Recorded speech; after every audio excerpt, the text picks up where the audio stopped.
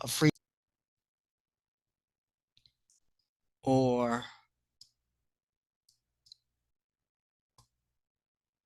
excuse me, row wise. Let me correct that. This is row wise that you're going up and down.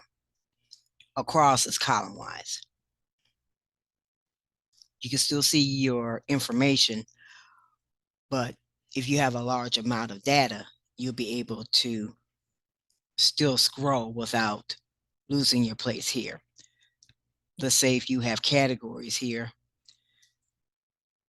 you'll be able to still see your information in the midst of large data, whether you're going across or whether you're going up and down.